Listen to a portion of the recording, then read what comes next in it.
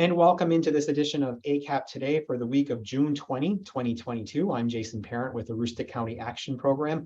On this week's edition of ACAP Today, we're going to speak with an early childhood educator and a public school educator about the importance of transitions in the educational process. We're at the end of one school year and looking ahead, although we love summer, not too long in the distant future, to the start of a new school year. And so we're going to talk about the importance of those transitions, including the transition from bringing children from a home setting into an early care and education setting with two educational leaders here in Presque Isle, but really the information is certainly applicable throughout Aroostook County. We'll have that conversation with our special guest in just a little bit, but before we do that, we're first going to turn, as we usually do at this point, to the news and information that you can use again for this, the week of the 20th of June, 2022. And we begin in our news and information that you can use segment with this information. This is the week, this Tuesday, that we launch ACAP's Summer Scavenger Hunt. It's a countywide game powered by Goose Chase that involves a mobile app that you can download right to your phone that challenges our community members through the summer season to participate in a regional trivia contest that presents you with opportunities to engage in physical activity, to visit local festivals and events, to answer some trivia questions that might require a little bit of research online, but it's all as part of our 50th anniversary and outreach to the community. There's going to be 50 questions. We've sort of piloted this with our staff with a unique program. And there's a real-time leaderboard, so you can see how you stack up against other people who are playing in the ACAP Summer Scavenger Hunt. We'll be out and about at festivals and events ourselves throughout the summer, encouraging folks to sign up for this, but please do connect with our Facebook presence and our website all this week to get the information on how you can be part of the ACAP Summer Scavenger Hunt. There's some great prizes, some cash prizes at the end of the summer for the top 3 participants in the Summer Scavenger Hunt. So be on the lookout for that. That's coming to you this week. And again, we'll be getting out the information through social media and through our website. We also want to encourage you to participate in one of our partner organizations' activities. That's the Hope and Justice Project, who are hosting a community resource fair. It's coming up next week on the 30th of June. It's going to be between 10 a.m. and 1 p.m. at Hope and Justice Project's Presque Isle facility on Erskine Street. That's at the top of State Street in Presque Isle. You can contact Tammy at 764-2977 if you have any questions, and we're encouraging our fellow social service agencies and others who have information to share to contact Tammy in advance and reserve your space to participate today. And of course, inviting the community to come out on the 30th to enjoy the activities and get all of the information about services and programs available locally here in Aroostook County. We also want to give you a heads up that our annual farmers market, in conjunction with our Women, Infant, and Children's program here at ACAP, is coming right up as the summer produce continues to grow in the fields. It's going to begin on July 13th. That will be the first of our 8 sessions that we will be hosting, our 8 farmers markets. These are all at ACAP 771 Main Street facility near Walmart in Presque Isle, and they run through the day from 9 a.m. to 4 p.m. They are certainly open to our WIC customers, but are open to the general population as a whole, and we encourage folks to stop by and pick up the locally available fresh produce that our farmers participating in the farmers market will have available. In addition to their produce, we will be offering healthy recipes, free giveaways, and some community connections for other ACAP programs and some of our partner programs while the farmers market is happening on site at our Presque Isle facility. So we encourage you to come out for those, mark them on your calendar. And if you have any interest in participating in the WIC program, you might be surprised the income eligibility guidelines are more than a number of our programs. And so we certainly encourage families with young children and expectant mothers to sign up for the WIC program as well. We also want to share this information with you, that our partnership with Pride Aroostook, through that partnership, we are hosting a Supporting County Youth event on July 18th of this year at Collins Pond Park in Caribou from 6 to 8 o'clock in the evening. This is a forum for adults and youth to really come together to brainstorm ideas and put plans into action supporting LGBTQ+ youth here in Aroostook County. So if you have interest in this event, we certainly encourage you to come, both adult and youth, to Collins Pond Park on the 18th between 6 and 8 p.m. We are also putting this call out. There's about just a little over a week left, a week and a half or so left for our budding artists and artists alike out there to participate in the Aroostook County 50th anniversary potato bag design contest that Aroostook County Action Program is hosting. This is in partnership with our farm, our grower, GBD Pelletier Farms up in St. John Plantation near Fort Kent, who has donated an acre plot of potatoes to the agency that we will be hand harvesting in the fall along with community members. And then we'll be packing those potatoes in your custom design bag, the winner of the design art contest that our friends at Northeast Packaging are generously donating the production run on this bag. And then these bags will be distributed as a sort of touch-based project with the work that we do across Aroostook County to food pantries and community cupboards across Aroostook County, who will be able to give them out to individuals in need coming this fall, this fresh produce, these potatoes. In addition to that, our own U.S. Senator Susan Collins has agreed that 2 of these bags, which will be gifted to her, will be given by her to the chef, the executive chef at the White House. So your design and these potatoes will make their way to the White House. We encourage you to submit your designs, learn more about the potato bag contest, the design contest through our website. You can look through our website or directly on the website location at your screen, on your screen. Submissions will be accepted through 5 p.m. on July 1st, and we'll be unveiling the winning entry at the Potato Blossom Festival during the parade on July 16th on the reviewing stand as the parade is making its way down on Main Street. So we encourage you to get your submission in, and we're looking forward to seeing the design, which will go into production shortly after the Potato Blossom Festival and be available for us for harvest in mid-September. Our home energy assistance program for this season has about 2 weeks left to go. So we're encouraging folks, if you haven't already applied this season that started last August, we encourage you to apply. We know that the price of oil is very high right now, and many households are concerned about this. We estimate that about 2,000 households in Aroostook County are eligible for this program, but do not currently apply. We're encouraging you to do so. This is the best time of year to apply because the waiting list is very short, and we will certify it relatively quickly because we have fewer applications in the queue. And the good news is that the new season starts shortly thereafter in late July, and we'll be taking new program appointments for that new year, so you'll be eligible for a second benefit in that coming year.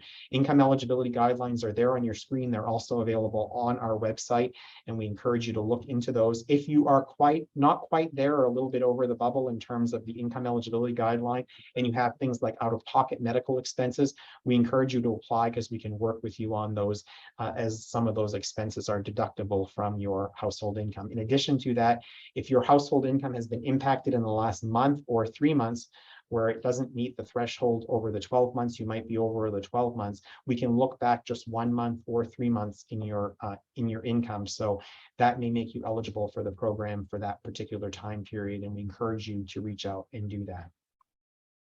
And also in our continuing series of following the formula shortage across the country, we're continuing to provide you with one of the frequently asked questions that we're hearing out there each week.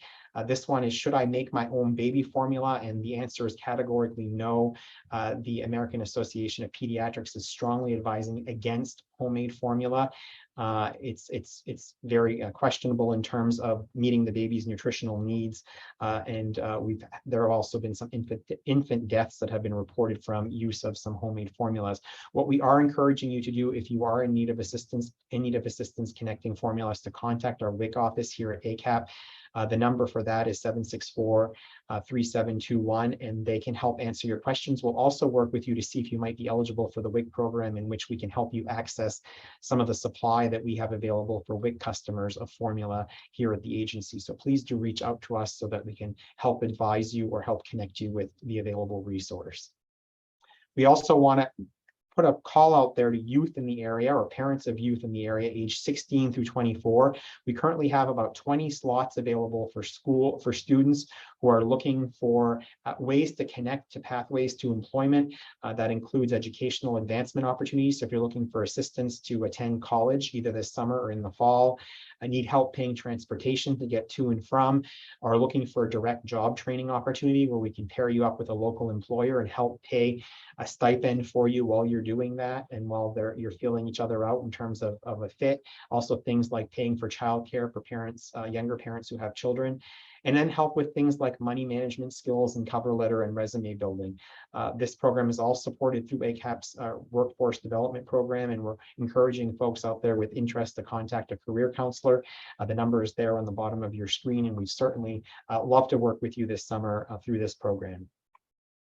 We are also reminding our community members out there that we are continuing to work with especially seniors, but others who have not filed their main state income taxes for various reasons, including because they were not required to file one, who are looking for help accessing the $850 relief checks that the state of Maine has begun putting out this month.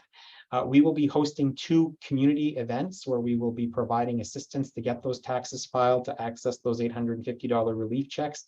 The next one coming up is on June 22nd, so this Wednesday, from 9 a.m. to 3 p.m. at 13 Forest View Circle in Ashland. And the last one that we currently have scheduled, we may be scheduling more, is at our 771 Main Street Presque Isle ACAP location from 9 to 3 on June 29th. We are reaching back. We've had over 1,200 Aroostook County residents who have called us for appointments, and we've worked through about 800 of those. So we have about 400 that we're closing the gap in on. It's okay that the payments have started going out. You have until October 31st in order to file the taxes to access the payment, but we're working as expeditiously as possible to get through the list. We are encouraging folks, we're calling folks and scheduling appointments for both the Ashland and Presque Isle events, but we're also opening those up. We're extra staffing them and opening them up to walk-in appointments as well. So we either can contact you, or if you haven't gotten on the list yet or are on the list and haven't heard from us and want to drive in from a community that's not noted here on your screen to either the Ashland or Presque Isle site, we'll have staff on site to do walk-in appointments as well. We also are encouraging folks who are homeowners who are behind on their mortgage for whatever reason and have worked with their lender to the extent that they can as a result of COVID-19 and the challenges that the pandemic has provided to your household income, to consider applying for the Maine Home Assistance Fund program that's now available. The program can provide up to $25,000 per eligible household. It's funded through the U.S. Department of Treasury and administered in Maine through the Maine Bureau of Consumer Credit Protection.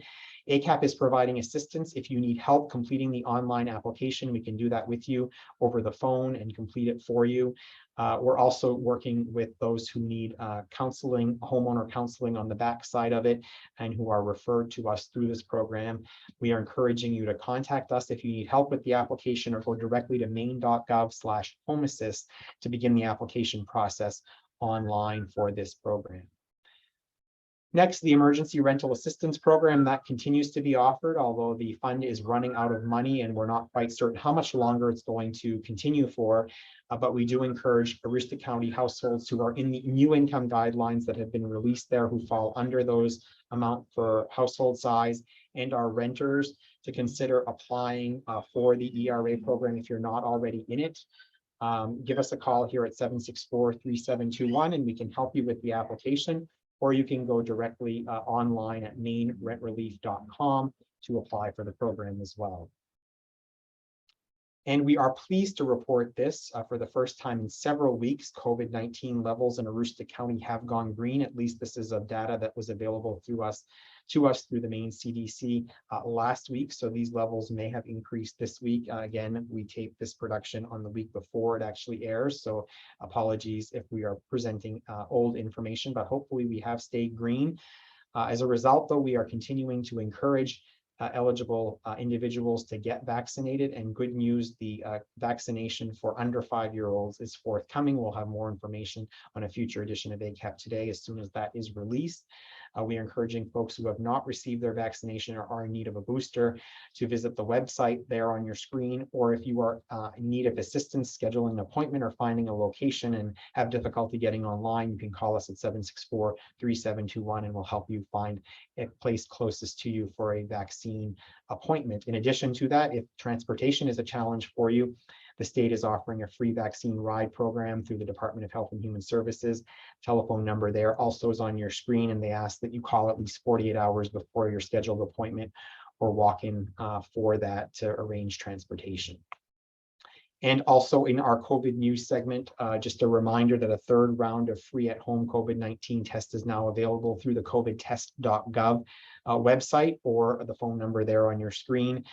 Usually orders ship within 7 to 12 days. There's 3 sets of 4 free at-home tests are what are being distributed this time. There's also, if you have not accessed this other site before, accesscovidtest.org. Continues to have kits available for Mainers who have not already registered their household for that set of kits. So we place that information out there for you in the event that you are in need or just want to have some tests readily on hand.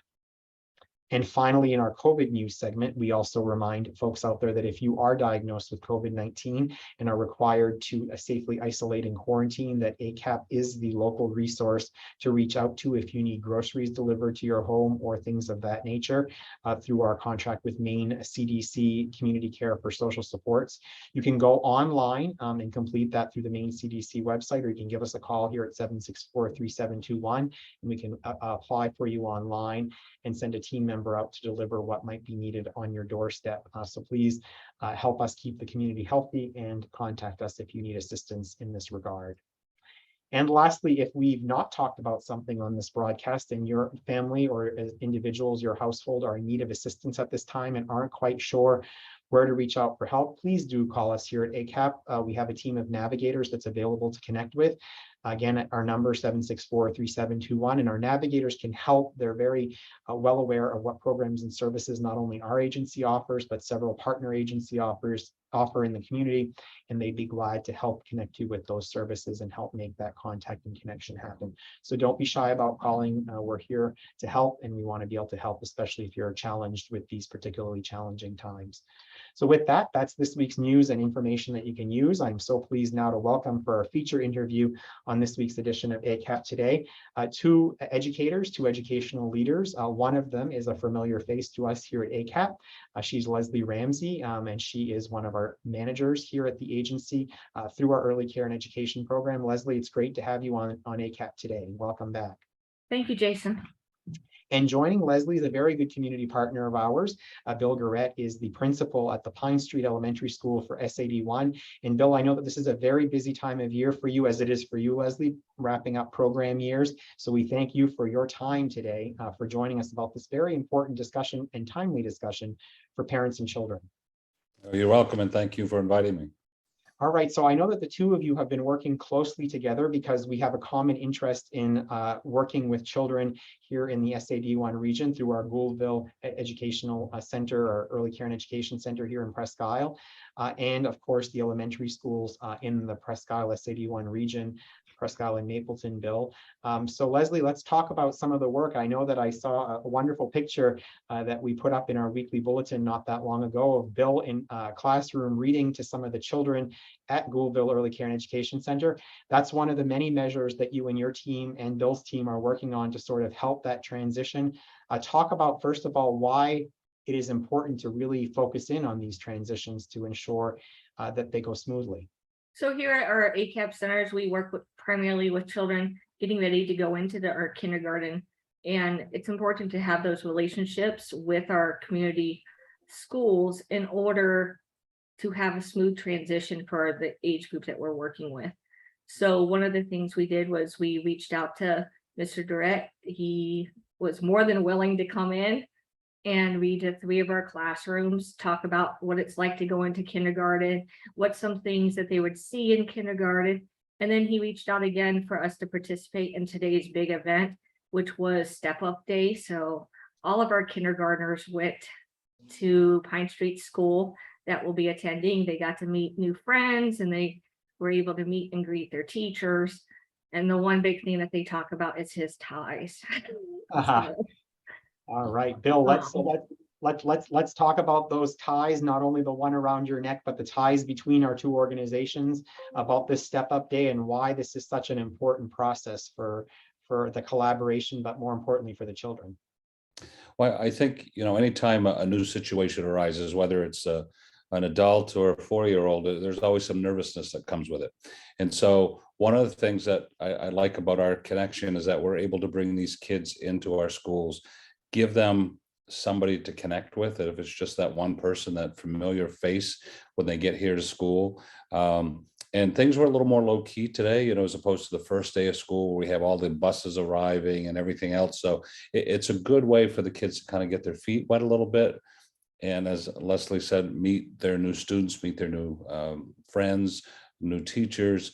And we encourage, them to come over the summer and play on our playground and to get familiar with our school, so that it becomes, it's going to be their home for the next, 3 to 4 years. So we want them to feel comfortable here when they step in. Leslie, on your end of things, you work with early care and education professionals across Aroostook County. And so those transitions, really similar transitions, happen in some of our other communities. Talk about the importance of those, but then talk about, as sort of we look forward to the fall, Bill was referencing first day of school. We're preparing for incoming transitions of a different nature, not from one school to another, but from sort of home settings and parents and private childcare providers into early care and education centers across ACAP, and some wonderful new partnerships that we talked about just a couple of weeks ago with other guests on this program. So many transitions happening at many levels for our agency. Most definitely. Like we have early care and education programs all the way from Dyerbrook to Fort Kent, and we're getting ready to open up 2 new ones with Limestone and Van Buren. Those are 2 partnerships that are coming up. And it's important for families to be able to reach out and have a place where children ages 3 to 5 can come and experience a foundational aspect of education in a fun way. It's also a time for children to start learning some independent skills. They start learning some self help skills. They are introduced more to literacy, into mathematics and all that across the program, but in a fun and educational way. Very hands-on education when it comes to our curriculum, to where we want children to have that foundations to be able to learn and grow at their own pace and meet the child where they're at during this time. That way they have that basic foundations of entering school. And once they are able, once they're at that age to enter school, it's might not be as scary because they've already gone through some of that separation from home to a school. Majority of our programs are 6 hours a day. We do have some half-day programming in some of our locations, but for the most part, it's been a success with our children. And I mean, we have early Head Start as well, where we serve kids 0 to 3, and we watch the kid grow from the time they enter our center all the way to the time we pass them off to our community schools. And it's an important time in a child's life, is that age group, and learning ways to cope without the parent around, but also it allows parents to be able to be successful and be at work as well. Now, Bill, Leslie's mentioned parents, and I think I know for certain you know and certainly espouse the fact that parents are critical through these transitions. One of the things that you have a really great and broad perspective on is the transitions that happen across the span of childhood, because you've been a middle school teacher, now a principal in an elementary school, so you sort of watch these transitions happen across multiple age groups. Talk about that the differences between those transitions, and then the importance of the parent engagement. Sure. I equate the kids' education is kind of like running a relay race, and at each segment we're passing that baton off to the next group. And so I think one of the things that we've done pretty well is setting up those handoffs pretty well. For example, our second graders the last week of May had their step up day at Zippel, where they're going to be experiencing grades 3, 4, and 5. And so it was the same type of thing where it was their special day, just the kids. In our district, our 5th graders have their special day where they go to the middle school, where they get to experience that. And then when I was teaching at the 8th grade, we had the same thing where we took our 8th graders up to the high school had lunch, so they could get that experience as well. And then also too, in the fall, we also often open houses, and that's one that is more for parents to get in on too. For example, ours here at Pine Street is going to be in August on the 30th, a Tuesday at 5:30. We'll have an open house, and the other schools in our district will have the same thing. So parents can come in and meet their kids' teachers, see their classroom. And I think one of the drawbacks that we've had over the past couple of years, as we all know with COVID, we haven't been able to do a lot of that. And so getting that parent connection back in, I think, is important.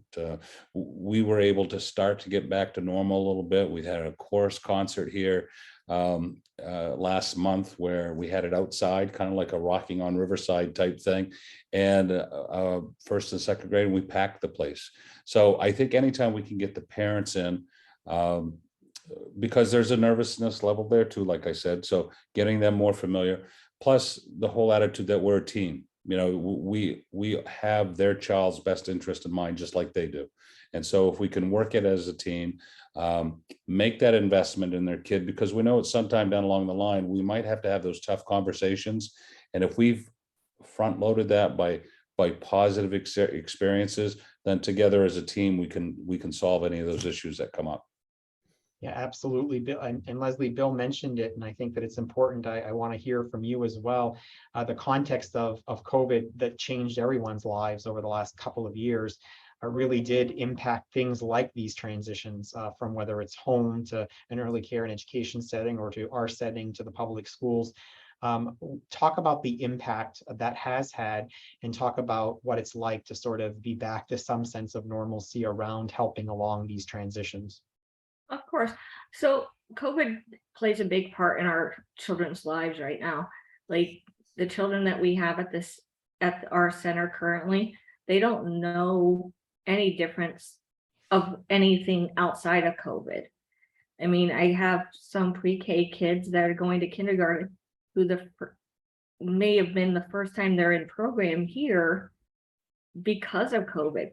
And when you look at their lives from when COVID started, 1 year of it almost was in a kind of topsy-turvy lockdown. Now lockdown over, playgrounds were closed, so they missed out on a lot of that social and emotional skills that they would have had if they were with us throughout the entire time. But through it, we made adjustments. We were able to get kids in, and we had to decrease the number of kids that we served, but currently, like, we're back up running full steam ahead and expanding like crazy. And I'm kind of excited for the next school year. I think it's going to be even better than this one.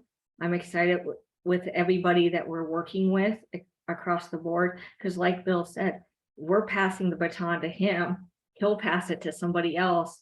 And it takes the entire community to really educate the children that we have. So Bill, let's talk about this magical 2 months that we have in Aroostook County called summer, where the schools take a pause or actually work very hard to get a new school year up and running.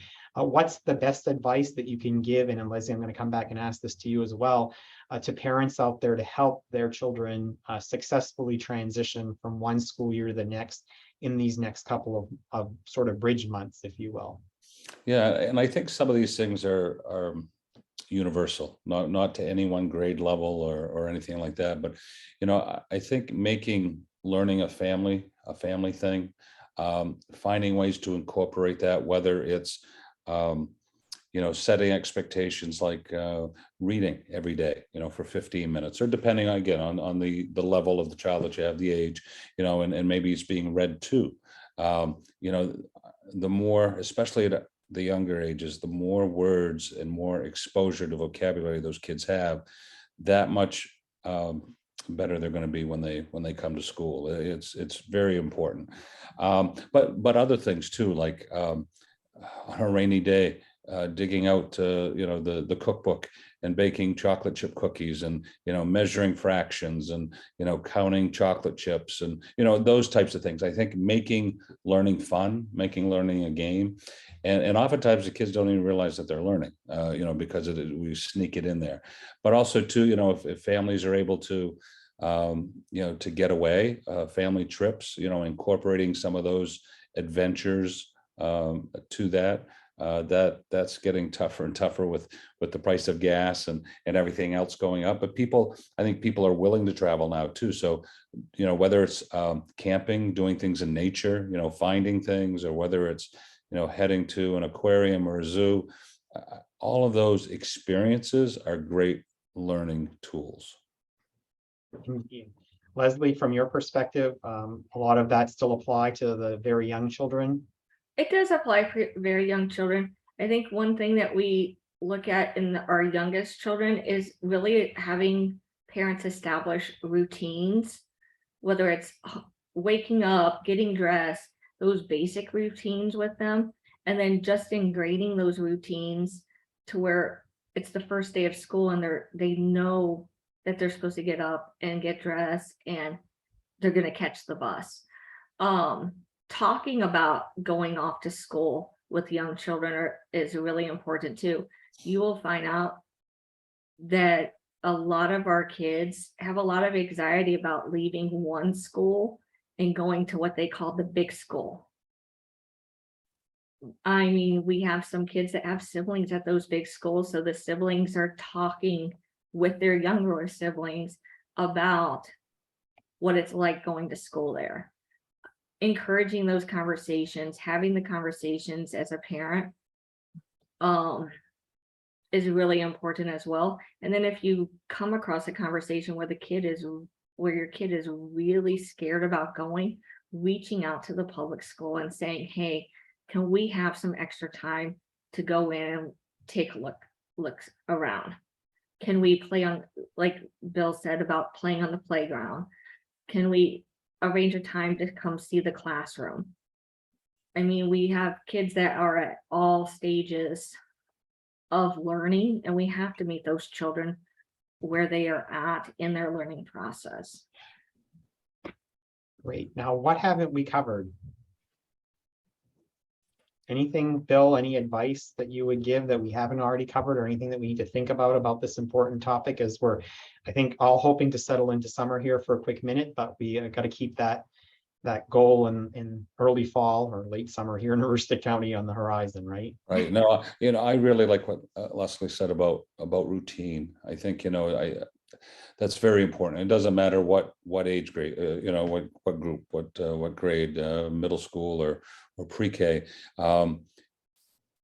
setting that routine so that as the summer winds down and we get into Labor Day and then coming back to school, it's not as traumatic. I mean, it'll be traumatic. It is for teachers, principals, and students as well. But having that routine makes that a little bit easier. But also too, the unknown is where the nervousness comes from.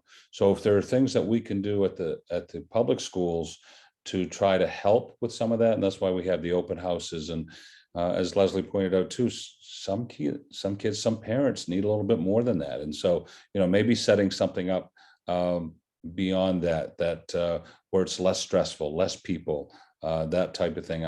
We're open to here, with working with parents, and of course we're working around schedules when it comes to waxing floors and cleaning out classrooms and stuff, but it can still be done, and I think that's very important. So just to piggyback with the routine thing and reaching out if you have questions. Great. Leslie, your last piece of advice? I would say my last piece of advice is to have those conversations with your child in order to get a feeling of where they're at, so that you're able to guide them and to prepare them for the unknown. Great. And also, Leslie, just so we do have programs here that run year round. I know that our traditional Head Start programming is winding down, but talk a little bit about, you mentioned earlier, early Head Start. We also have childcare programs available across the county. Maybe just spend a quick minute talking about that before we head out. Yes, so we have early Head Start programs in Holton, Presque Isle, and Caribou, and they run year round. They serve children 0 to 3 years old. We also have this year Summer Head Start in our extended school year program for our children with special needs. Our Summer Head Start is set up for children getting ready to go into kindergarten whose parents have indicated that they would like some extra skills being developed during the summer. It's 6 weeks long. We also have our child care centers that are operating during the summer months in Holton, Caribou, Fort Kent, and Presque Isle. And those serve ages 0 to 5. And we do accept subsidies and private paid as well. And we can help parents even with that subsidy process if they need. I know that we have a great team that helps guide folks along the way with that because it can be complex at times. Yes. All right, Leslie, thank you so much. Leslie Ramsey, thank you so much for joining us. And Bill Garrett, thank you as well. It was great having you both on to discuss a very important topic, and one that is important now, but also in the late summer as we transition children into new classrooms, and how that importance of laying that foundation as we're exiting one school year is critical at this point. So thank you very much for both being with me to discuss this topic and helping to inform our parents on how they can help in making those transitions possible.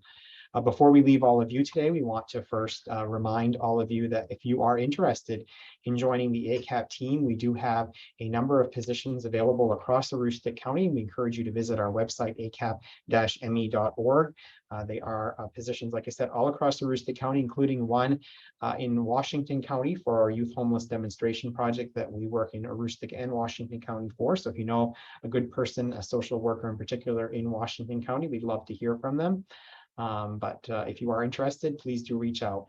And lastly, before we leave you, as we do at each point at the end of our broadcast, we share with you our photo of the week. And our photo of the week this week is a throwback snapshot, as we're doing all throughout this year. We're throwing things back to the photo vault, if you will, and this takes us back to 1997, where ACAP was present at the Home and Garden Show at the Forum in Presque Isle, and I believe that's our own former team member, Vi Belanger, who many of you may know now as the practice manager at the Health Center in Presque Isle for Northern Light Health. Vi was a longtime team member here at ACAP, and there she was in 1997, staffing our booth at the Home and Garden Show at the Forum in Presque Isle. So that's our throwback photo of the week. We hope you enjoyed this edition of ACAP Today. We'll be back next week with a brand new edition on a new topic. And of course, don't forget, Goose Chase starts this week. Be on the lookout for it. We'd love to have you participate in the contest and download the app to your phone so you can join in the fun all summer long. Thanks so much for joining us. We'll see you next time.